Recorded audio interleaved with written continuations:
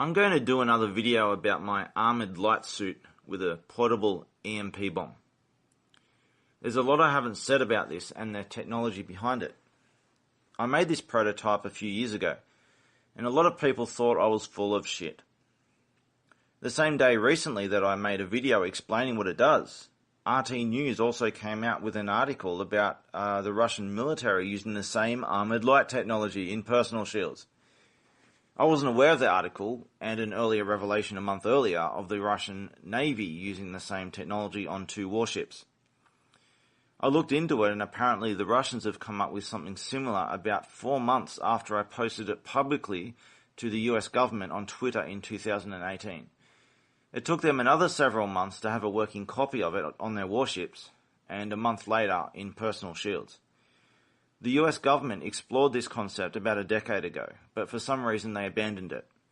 If you watch the movie Kick-Ass 2, the Six Stick is a fictional invention based on this technology.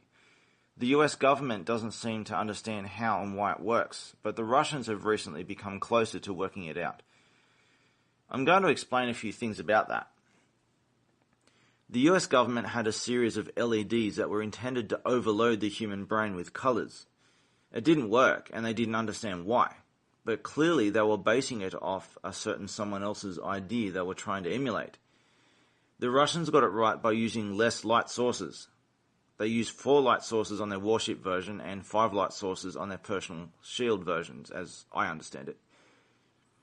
I prefer to use 3. The Russians don't use colours, but my prototype does. Understand that they are all trying to emulate someone else's technology here. The way it works is that you need to understand how the human brain works. While your eyes focus on a single point, your brain also processes your vision around that point in more than one mode of peripheral vision. I won't go into too much detail on that, but if you want to know more, then look into topics like frame rate, peripheral vision, and field of vision.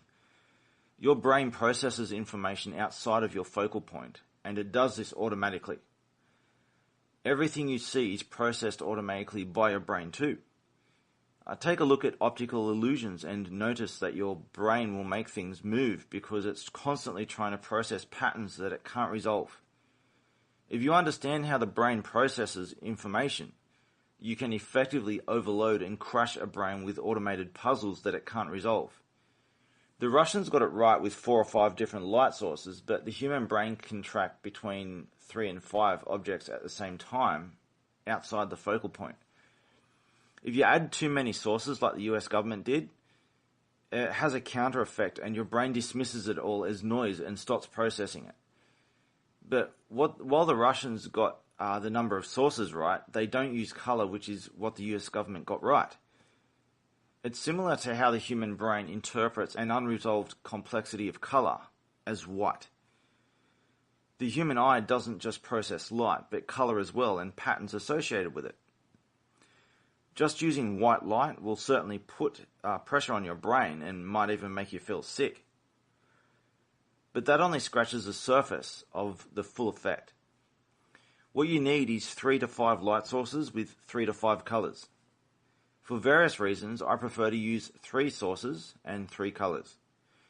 The human eye has 3 specialized color sensors of red, green, and blue, which is what I use. By targeting these sensors, you add dimensions to the processing your brain has to go through, which works as a multiplier.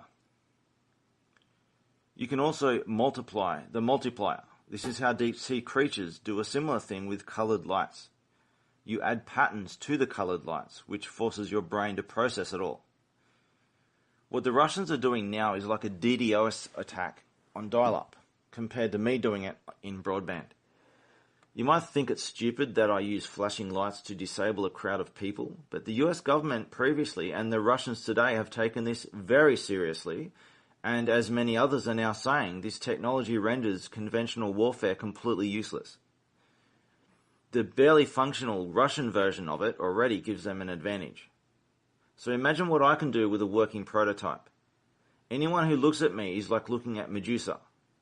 In a crowd of 100 people, I can disable them all like a Men in Black neuralizer. Cameras can't pick it up because the light alternates faster than a camera can adjust. The whole image is a distorted mess, and at best all you will see is a distorted blur in my place. You can't even get a missile lock on it, because no matter the method, because you can't identify the target or even heat signatures because they're masked by the armor itself. My armored suit can literally take out a whole army like Dr. Manhattan, and the current prototype can be left on for 3 days before running out of cheap, replaceable batteries. The only thing you can do is cover your eyes and shoot wildly in the dark at an armored camouflage suit.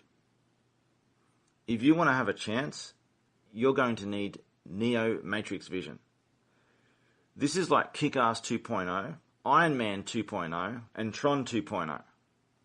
I can take out anyone and everyone, an entire army if I need, faster than Dr. Manhattan. And I just keep on doing it over and over. I have plans for new prototypes, but I might have to put that off to do some required terrorist ball smashing first. And if anyone else manages to get this technology working properly, I have various upgrades that give me a different internal bus speed, which means you have to keep testing my own technology against me until you find the right frequency range. And even then, I have ways of countering it. This isn't the first time that I've pioneered cutting-edge technology. I did the same thing with artificial intelligence in my Sentinel Guardian 20 years ago. There's a long story there, and you can find the story in my videos along with some AI examples that might scare you. In a recent radio show, I explained how I can create not artificial but real self-awareness in 3 simple lines of code. If you look into my stuff, you will also find some of my explanations on space travel technology and proof that I used it. If you want to see how far those rabbit holes go, you're going to have to start with my 11-hour life story.